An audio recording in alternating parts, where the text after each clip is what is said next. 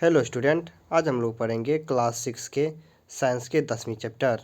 ये chapter class 6 के student के लिए तो ज़रूरी है ही, लेकिन यदि आप सीटेट की तैयारी कर रहे हैं, यूपीएससी की तैयारी कर रहे हैं या बहुत सारे अदर एग्ज़ाम की भी तैयारी कर रहे हैं तो आपके लिए ये एनसीईआरटी के बुक क्लास 6 बहुत ही ज़रूरी होंगे। तो चलिए स्टार्ट करते हैं। इस चैप्टर में जो जो आपके लिए महत्वपूर्ण पॉइंट होंगे मैं उसको घेरा लगा दिया करूँगा। तो चलिए स्टार्ट करते हैं।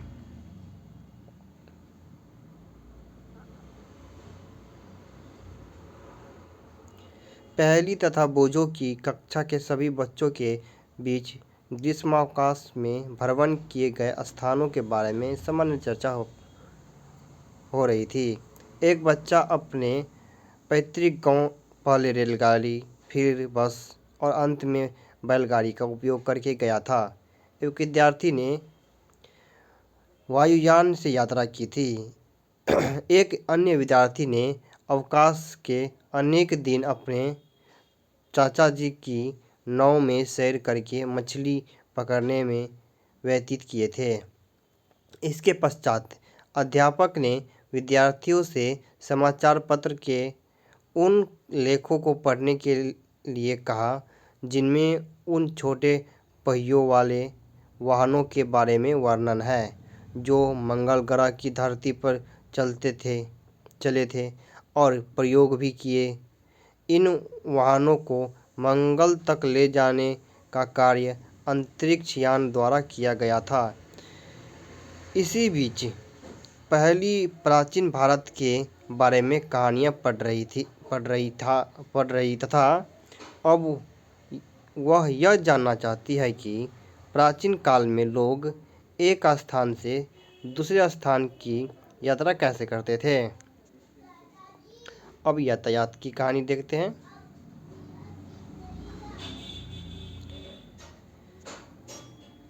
प्राचीन काल में लोगों के पास यातायात के कोई साधन नहीं थे।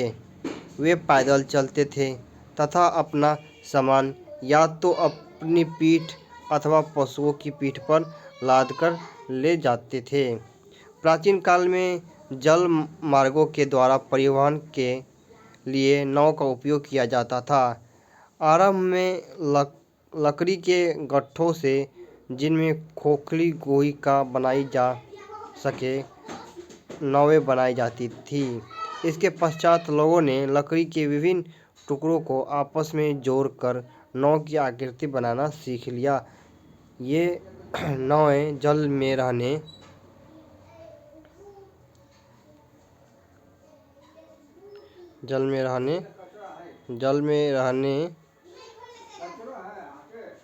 वाले जीव की आकृति के सदृश थी। अध्याय 8 एवं 9 में मछली की धारा रेखीय आकृति से संबंधित चर्चा को याद कीजिए। पहिए के आविष्कार ने यातायात की प्रणाली में अत्यंत महत्वपूर्ण परिवर्तन किए। गत हजारों वर्षों में पहिए के डिजाइन में सुधार किए गए हैं। पहियों पर चलने वाले वाहनों को खींचने के लिए पशुओं का उपयोग किया जाता था। यहाँ तक पढ़ लिए, अब आगे देखते हैं। 19वीं शताब्दी के आरंभ तक भी लोग एक स्थान से दूसरे स्थान तक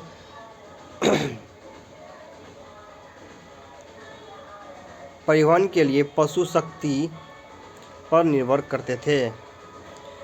वाष्प इंजन के आविष्कार से एक नए शक्ति स्रोत का समावेश हुआ। वाष्प इंजन से चलित सवारी गाड़ियों तथा मालगाड़ियों के डिब्बों के लिए रेल की पटरियों का निर्माण किया गया। अब आगे पॉइंट देखते हैं। इसके पश्चात स्वचालित वाहन आए। जल पर परिवहन के साधन के रूप में मोटर से चलने वाली नावों और जहाज़ों का उपयोग होने लगा।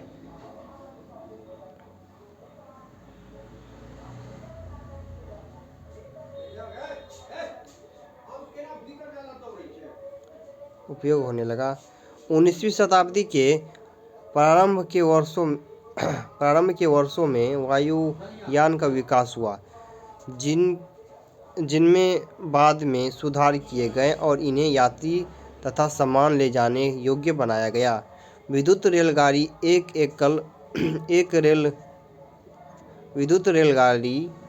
एकल रेल प्राधानिक वायुयान तथा अंतरिक्ष यान 20वीं शताब्दी के कुछ योगदान है। चित्र 10.1 में परिवहन के विभिन्न साधन दर्शाए गए हैं। इन्हें प्राचीनतम से अत्याधुनिक परिवहन के साधनों के सही क्रम में व्यवस्थित कीजिए। क्या इनमें परिवहन का कोई ऐसा प्राचीन साधन भी है जिसे आजकल उपयोग में नहीं लाया जाता है? तो चलिए देखते हैं। यहाँ पर देख सकते हैं जो एग्जाम्पल दिया गया है, इसमें से ऐसा कौन सा जो आजकल ज़्यादातर उपयोग में नहीं लाया जाता है? तो यह है बैलगाड़ी, जो आजकल ज़्यादा उपयोग में नहीं लाया जाते हैं।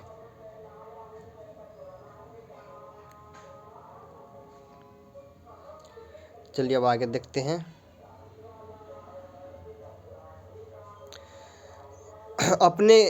आपने कितनी दूरी तय की? यह डेस्क कितना चौड़ा है?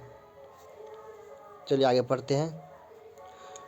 लोग यह कैसे पता लगाते हैं कि वे कितनी दूर चले हैं? आप यह कैसे पता लगाएंगे कि आप अपने स्कूल तक की दूरी पैदल चलकर तय कर सकते हैं, अथवा स्कूल पहुंचने के लिए आपको बस अथवा रिक्शे की आवश्यकता होगी। जब आपको कुछ खरीदना होता है, तब क्या आपके लिए बाजार तक पैदल चलना संभव होता है? आप इन प्रश्नों के उत्तर कैसे जानेंगे? कोई स्थान कितना दूर है? यह प्रायः जानना महत्वपूर्ण होता है, ताकि हम यह अनुमान लगा सकें कि वहां पहुंचने के लिए हम कैसे जाएंगे। पैदल चलकर, बस से, रेलगाड़ी से, पानी के जहाज से, वायुयान से अथवा कोई अंतरिक्ष यान लेना होगा।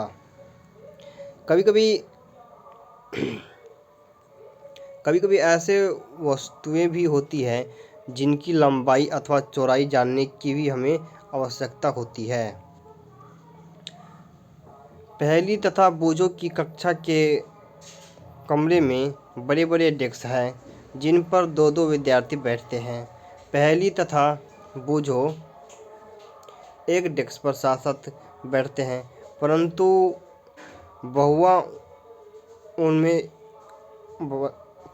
बहुआ उनमें इस बात को लेकर झगड़ा होता रहता है कि उसका दूसरा साथी डेस्क के अधिक भाग का उपयोग कर रहा है।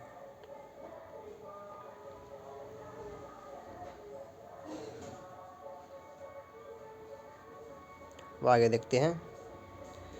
अध्यापक के सुझाव पर उन्होंने डेस्क की लंबाई मापने का निश्चय किया। डेस्क के ठीक मध्य में एक चिन्ह बनाया तथा डेस्क को 2 बराबर भागों में बांटने के लिए एक रेखा खींची। ये दोनों ही अपने मित्रों के साथ गिल्ली डंडा खेलने के शौकीन हैं और बूझो को सदैव ही अपने पास एक गिल्ली और एक डंडा रखता है। ये रहा डेस्क का इमेज। अब आगे देखते हैं। चित्र 10.2 में देखिए, उन्होंने गिल्ली और डंडा का उपयोग करके डेस्क की लंबाई मापने का प्रयास किया है। ऐसा लगता है कि डेस्क की लंबाई 2 डंडों की लंबाई तथा 2 गिल्लियों की लंबाई के योग्य के बराबर है। डेस्क के मध्य में रेखा खींचिए, पर दोनों प्रश्न दिखाई देते हैं, क्योंकि दोनों को आधा-आधा डेस्क मिल गया है, जिसमें डेस्क का आधा भाग लंबाई में एक डंडे और एक गिल्ली की लंबाई के बराबर है। कुछ दिनों के बाद खींची गई रेखा मिट जाती है। बोझों का पुराना गिल्ली डंडा खो गया है। अब उसके पास गिल्ली डंडे का नया नोट सेट है। अब देखिए कि वे गिल्ली डंडे के नए सेट का उपयोग करके डेस्क की लंबाई किस प्रकार मापते दिखाई देते हैं। यहाँ पर देख सकते हैं।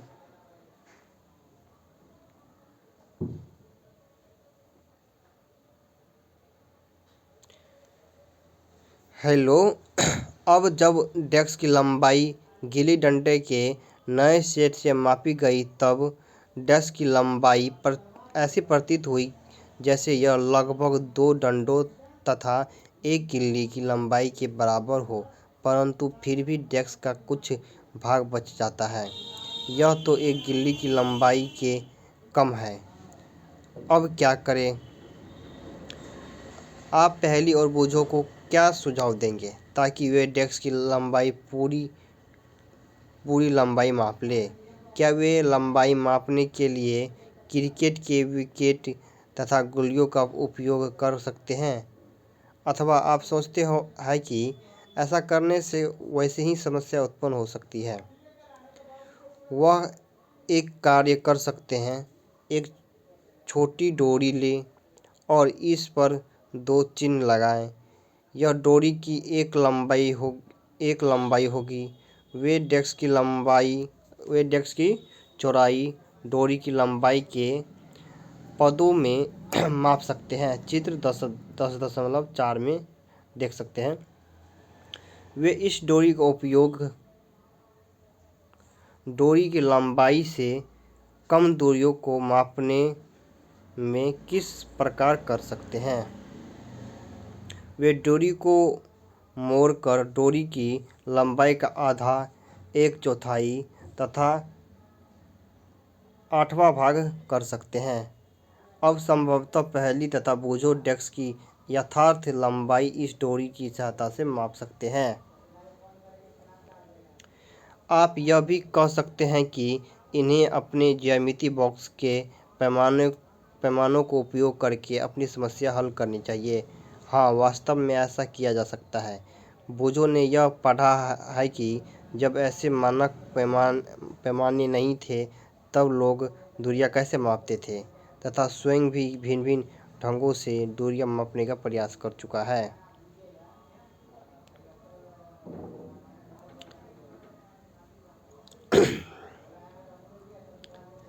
अब आगे देखते हैं। ऐसे अनेक अवसर आते हैं जब हमें लंबाई अथवा दूरियां मापने की आवश्यकता होती है। दर्जी कपड़े की लंबाई यह जानने के लिए मापता है कि वह कपड़ा कुर्ता सिलने के लिए पर्याप्त है अथवा नहीं। बढ़ई किसी अलमारी की लंबाई तथा चौड़ाई इसीलिए मापता है ताकि वह यह जान सके कि इस अलमारी के दरवाजे को बनाने के लिए कितनी लकड़ी की आवश्यकता होगी। किसी किसान को अपने खेत की लंबाई तथा चौड़ाई अथवा उसके क्षेत्रफल जानने की इसलिए आवश्यकता होती है ताकि यह जान जाए कि वह अपने खेतों में कितने बीज बो सकता है तथा वे अपनी फसलों के लिए कितने जल की आवश्यकता होगी। यदि आपसे पूछा जाए कि आपकी लंबाई कितनी है, तब आप एक ऐसी सरल रेखा की लंबाई बताएंगे जो आपके सिर से आपके पैर की एड़ी तक की रेखीय लंबाई के बराबर है। यह झाड़ू कितनी लंबी है? यह डेस्क कितना चौड़ा है? दिल्ली लखनऊ से कितनी दूर है? पृथ्वी से चंद्रमा कितनी दूर है? इस सभी प्रश्नों में एक बात समान है, वे सभी 2 स्थानों के बीच की दूरी से संबंधित है। 2 स्थान मेज के 2 किनारों की तरह पास-पास हो सकते हैं। इसके विपरीत 2 स्थान जम्मू और कन्याकुमारी की तरह एक दूसरे के बहुत दूर भी हो सकते हैं। आइए अब हम कुछ मापन यह जानने के लिए करते हैं कि जब हम दूरियां अथवा लंबाइयां मापते हैं तो हमें सही रूप में क्या करना आवश्यक होता है। अब यहाँ पे एग्जाम्पल दिया हुआ है, ये एग्जाम्पल अपना लिए इतना इम्पोर्टेंट नहीं है। अब यहाँ से आगे से पढ़ते हैं। जो जो क्रियाकलाप इम्पोर्टेंट नहीं होंगे, जरूरी नहीं होंगे, उसको छोड़ दिया करेंगे। यहाँ से पढ़ते हैं। हम देखते हैं कि मापन का अर्थ किसी अज्ञात राशि की उसी प्रकार की कुछ ज्ञात राशि की तुलना करना है। इस ज्ञात निश्चित राशि को मात्रक कहते हैं। मात्रक किसे कहते हैं, तो आप ये लाइन बोल सकते हैं। किसी माप के परिमाण को दो भागों में व्यक्त किया जाता है। एक भाग संख्या, दूसरा भाग ली गई माप का मात्रक होता है।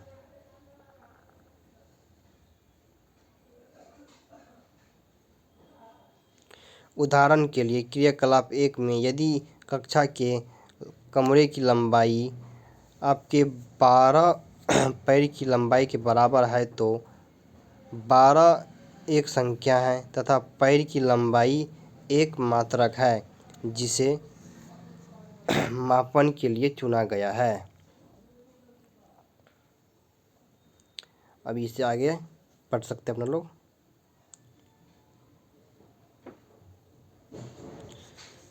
अब सारणी 10.1 तथा 10.2 में अंकित सभी मापों का अध्ययन कीजिए। क्या आपके पैर क्या प्रत्येक पैर द्वारा मापी गई कमरे की लंबाई के सभी माप बराबर है? क्या सभी के द्वारा अपनी अपनी बलिष्ठों से मापी गई मेज की चौड़ाई की माप बराबर है? शायद ये परिणाम भिन्न भिन्न हो सकते हैं क्योंकि आपकी बलिष्ठ लंबाई में आपके मित्रों की बलिष्ठों से भिन्न हो सकती है। इसी प्रकार सभी विद्यार्थी के पैर की लंबाई में भी कुछ अंतर हो सकता है। इसलिए जब आप अपने बलिष्ठों या पैरों की लंबाई को मात्रक की भांति उपयोग करके किए गए मापों को किन्हीं अन्य व्यक्ति को बताते हैं तो वे यह नहीं समझ पाते कि यह लंबाई वास्तव में कितनी है, क्योंकि वास्तविक लंबाई जानने के लिए बलिष्ठ अथवा पैर की लंबाई जानना आवश्यक है। अतः हम देखते हैं कि हमें मापन के लिए कुछ ऐसे मात्रकों की आवश्यकता है जो सभी व्यक्तियों के लिए समान हो। अब मापन के मात्रक देखते हैं। प्राचीन काल में पैर की लंबाई, अंगुली की चौड़ाई तथा एक कदम की दूरी, इन सभी मापों का मात्रक के रूप में सामान्य उपयोग होता था।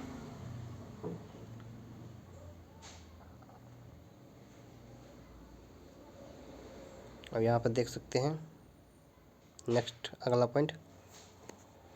हड़प्पा सभ्यता के लोग ने आवश्यक ही लंबाई के बहुत अच्छे मापन का उपयोग किया होगा क्योंकि यह खनन में प्राप्त परिशुद्ध ज्यामितीय रचनाओं को देखने से प्रमाणित होता है। कोहनी से अंगुली के छोर तक की लंबाई, जिसे हाथ कहते हैं, लंबाई के मात्रक के रूप में प्राचीन मिस्र में उपयोग किया जाता था, जिसे संसार के अन्य भागों में भी मान्यता प्राप्त थी। संसार के विभिन्न भागों में लोग लंबाई के मात्रक के रूप में फुट का उपयोग करते थे। अलग अलग क्षेत्रों में फुट की लंबाई थोड़ी भिन्न थी। लोग एक गज कपड़ा फैली बाँह के सिरे से अपने थोड़ी तक मापते थे। रोमवासी अपने पग अथवा कदमों से लंबाई मापते थे। प्राचीन भारत में छोटी लंबाइयों को मापने के लिए उंगली अथवा मुट्ठी का उपयोग किया जाता था। आज भी भारत के कई शहरों में हम पुष्प विक्रेताओं को पुष्प हारों को बेचते समय अपनी भुजाओं का उपयोग लंबाई की मात्रक के रूप में करते हुए देख सकते हैं। सुविधा अनुसार शरीर के ऐसे बहुत से भाग का मात्रकों के रूप में उपयोग होता रहा है। तथापि प्रत्येक व्यक्ति के शरीर की मापों में थोड़ी भिन्नता हो सकती है। शायद इसी कारण भी मापन में उलझने आई होगी। वर्ष 1790 में फ्रांसीसियों ने मापन की एक मानक प्रणाली की रचना की जिसे मीटर पद्धति कहते हैं। मीटर पद्धति किसे कहते हैं तो आप इसे बोल सकते हैं। एक समानता के लिए समस्त संसार के वैज्ञानिक ने मापन के मानक मात्रकों के एक सेट को स्वीकार कर लिया है। आज जिस मात्रक प्रणाली का उपयोग हो रहा है उसे अंतर्राष्ट्रीय मात्रक प्रणाली कहते हैं। यहाँ पर देखिए, इस पॉइंट को नोट कर सकते हैं। अंतर्राष्ट्रीय प्रणाली द्वारा एक्सेप्ट कर लिया गया है, जिसे SI मात्रक कहते हैं। अंतर्राष्ट्रीय मात्रक प्रणाली, जिसे शॉर्टकट में SI मात्रक कहते हैं। लंबाई का SI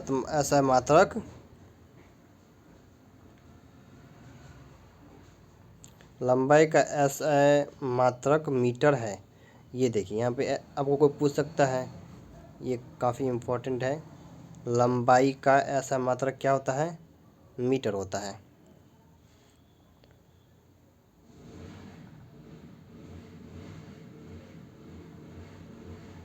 यहाँ पढ़ सकते हैं लोग। चित्र 10.6 में मीटर पैमाना दिखाया गया है, इसमें आपके ज्यामिति बॉक्स का 15 सेंटीमीटर पैमाना भी दिखाया गया है। प्रत्येक मीटर को 100 बराबर भागों में विभाजित किया जाता है, जिन्हें सेंटीमीटर कहते हैं।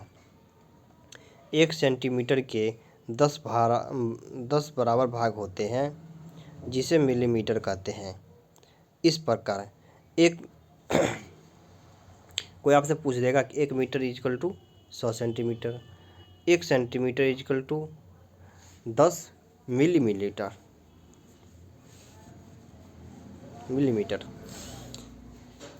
लंबी दूरियों के मापन के लिए मीटर एक सुविधाजनक मात्रक नहीं है। इसके लिए हम एक बड़े मात्रक को परिभाषित करते हैं, इसे किलोमीटर कहते हैं। 1 किलोमीटर इक्वल टू 1000 मीटर होता है।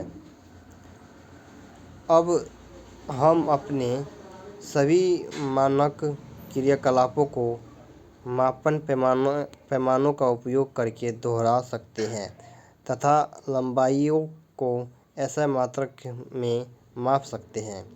ऐसा करने से पहले हमें दूरियां तथा लंबाइयां मापने का सही ढंग जानना आवश्यक है।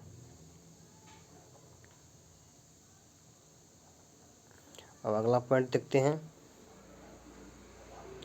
लंबाई की यथार्थ परिशुद्ध माप। अपने दैनिक जीवन में हम विविध प्रकार की मापक युक्तियों का उपयोग करते हैं। लंबाइयाँ मापने के लिए हम मीटर पैमाने का उपयोग करते हैं। दर्जी मापक फीते का उपयोग करता है, जबकि कपड़े के व्यापारी मीटर छड़ काम में लाते हैं। किसी वस्तु की लंबाई मापने के लिए आपको किसी उपयुक्त युक्ति का चयन करना चाहिए। उदाहरण के लिए, किसी वृक्ष का घेर अथवा अपने सीने की माप के लिए आप मीटर पैमाने का उपयोग नहीं कर सकते। ऐसी मापों के लिए मापक फीता अधिक सुविधाजनक होता है।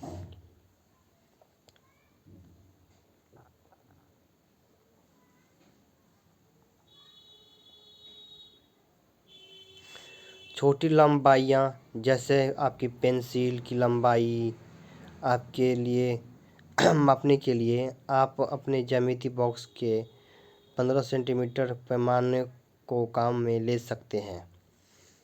ला सकते हैं।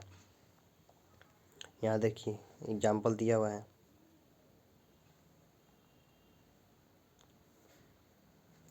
अब आगे पढ़ते हैं। लंबाई मापते समय हमें निम्नलिखित सावधानियां बरतने की आवश्यकता होती है। चित्र 10.7 में देखिए, यहाँ पर ऊपर में दिखाया गया है, उसमें देख सकते हैं। कुछ पैमानों के सिरे टूटे हो सकते हैं। आप इन पैमानों के शून्यांक स्पष्ट नहीं देख सकते। ऐसे प्रकरणों में पैमानों के शून्यांक से माप लेने से बचिए। आप पैमाने का कोई अन्य पूर्णांक जैसे 1.0 सेंटीमीटर काम में ला सकते हैं। तब आपको दूसरे सिरे के पाठ्यांक से इस पूर्णांक के पाठ्यांक को घटाना चाहिए।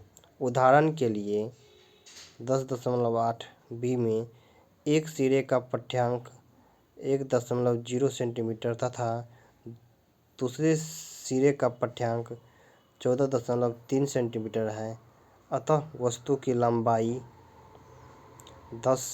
14.3 centimetre minus 1.0 centimetre equal to 13.3 centimetre है। ये अपने लोग के लिए उतना इम्पोर्टेंट नहीं, आप चाहे तो पढ़ सकते हैं। आगे क्रियाकलाप है, क्रियाकलाप नहीं पढ़ेंगे।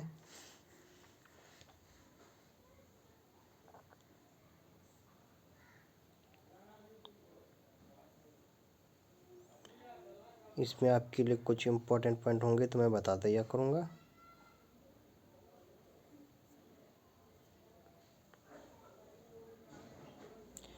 चलिए यहाँ से पढ़ते हैं।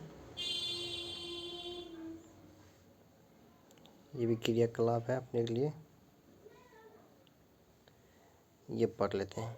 किसी वक्र रेखा की लंबाई मापना। हम किसी वक्र रेखा की लंबाई सीधे ही मीटर पैमाने का उपयोग करके नहीं माप सकते। वक्र रेखा की लंबाई मापने के लिए हम धागे का उपयोग कर सकते हैं। अब बाकी क्रियाकलाप दिया हुआ है जो कि इतना इम्पोर्टेंट नहीं है। अब यहाँ से पढ़ते हैं। गति के प्रकार। आपने सीधी सड़क पर किसी वाहन की गति, किसी परेड में सिपाहियों के मार्च पास्ट की गति अथवा किसी गिरते पत्थर की गति का परीक्षण किया होगा। यह किस प्रकार की गति है? 100 मीटर दौड़ प्रतियोगिता में धावक भी सरल रेखा के अनुदिश दौड़ते हैं। क्या आप अपने चारों ओर देखकर इसी प्रकार के और अधिक उदाहरण सोच सकते हैं? इन उदाहरणों में हम यह देखते हैं कि वस्तुएं सरल रेखा के अनुदिश गति कर रही है। इस प्रकार की गति सरल रेखीय गति कहलाती है। सरल रेखीय गति किसे कहते हैं? तो आप ये पॉइंट बोल सकते हैं। जो एक ही दिशा में और सीधी लाइन में गति करे उसे सरल रेखीय गति कहते हैं। यहाँ पे एग्जाम्पल दिया हुआ है।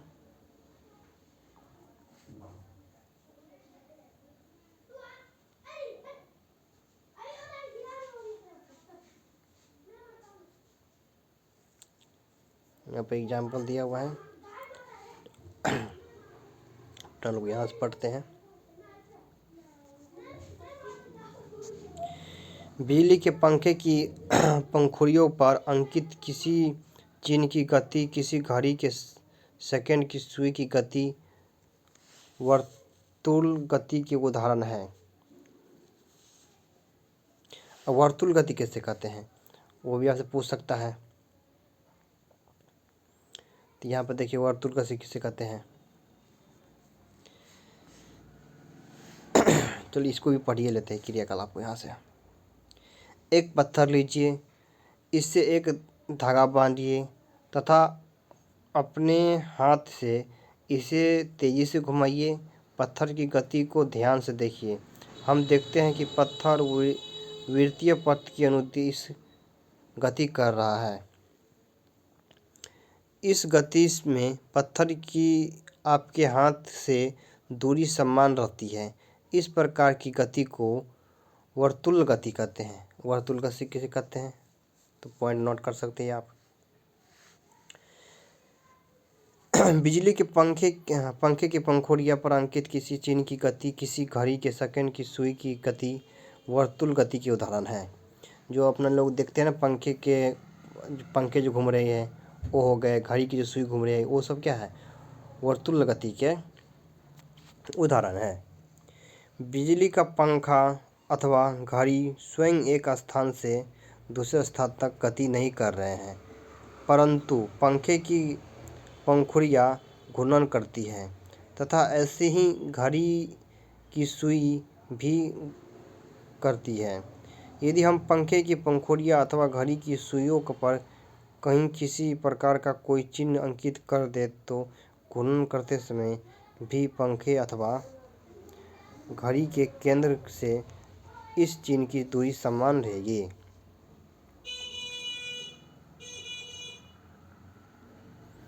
बोझो यह निश्चित नहीं कर पा रहा है कि जब हम पत्थर को तेजी से घुमाते हैं तब हम यह क्यों कहते हैं कि पत्थर की हाथ से दूरी समान रहती है। क्या आप बोझों को यह समझाने में सहायता कर सकते हैं। याद रखिए पत्थर डोरी से बंधा हुआ है। चलिए अब यहाँ से पढ़ते हैं।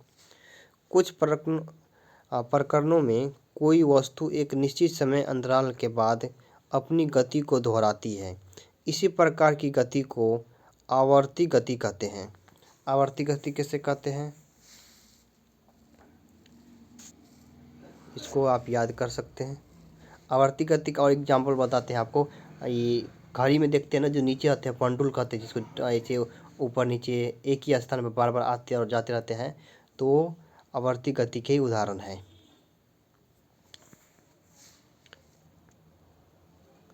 डोरी से बंधा हुआ वही पत्थर लीजिए जिसे आपने क्रियाकलाप 7 में उपयोग किया था। अब डोरी को अपने हाथ में थामिए तथा पत्थर को डोरी से लटकने दीजिए। दूसरे हाथ से पत्थर को एक तरफ खींचिए और फिर स्वतंत्र गति करने के लिए छोड़ दीजिए। यह एक लोलक है। यह लोलक मनोरंजन के साथ साथ आवर्ती गति को समझने में हमारी सहायता करेगा। इसकी लोलक की गति वृक्ष शाखाओं का इधर उधर लहरना, झूलते बच्चों की गति, सितार की डोरियों की गति, बजते समय ढोलों के पृष्ठ की गति, ये सभी आवर्ती गति के उदाहरण हैं जिनमें वस्तुएं एक निश्चित समय अंतराल के बाद अपनी गति को दोहराती है।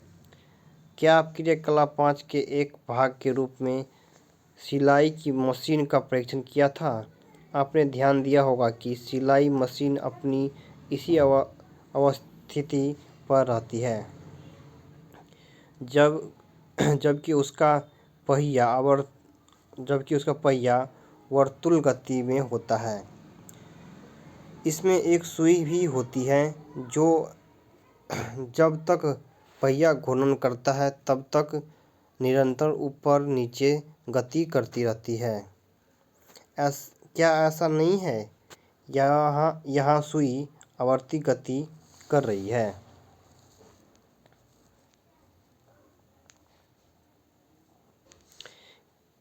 क्या आपने फर्श पर लुढ़कती किसी गेंद की गति का ध्यानपूर्वक परीक्षण किया है?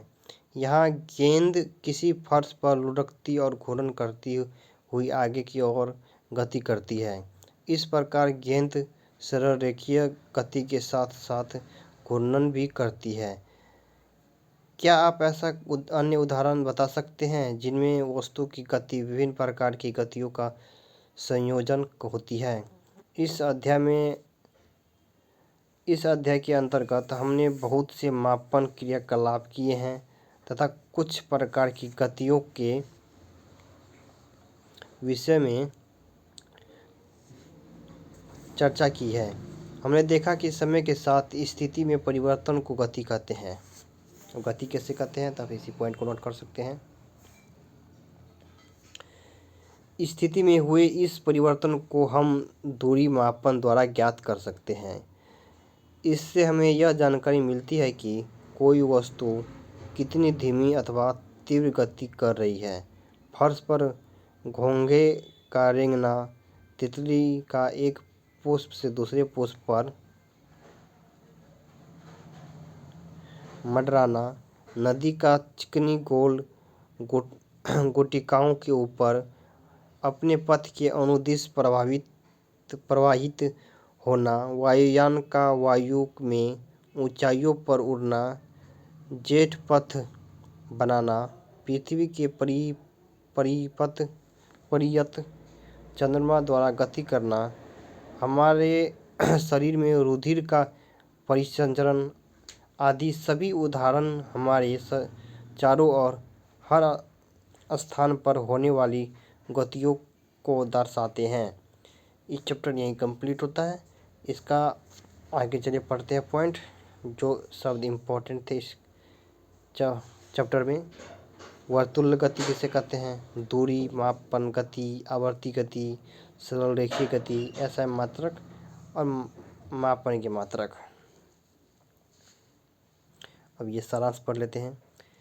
एक स्थान से दूसरे स्थान तक जाने के लिए परिवहन के विभिन्न साधनों का उपयोग किया जाता है। प्राचीन काल में लोग पैर की लंबाई, उंगली की चौड़ाई, एक कदम की दूरी आदि का उपयोग मापन के मात्रक के रूप में करते थे। इससे उलझनें होती थी तथा इसीलिए किसी एक समान मापन प्रणाली को विकसित करने की आवश्यकता उत्पन्न हुई। अब हम मात्रकों की अंतरराष्ट्रीय प्रणाली उपयोग करते हैं। इसे समस्त संसार से मान्यता प्राप्त है। ऐसा मात्रक में लंबाई का मानक मात्रक मीटर है। सरल रेखा के अनुदिश गति को सरल रेखीय गति कहते हैं।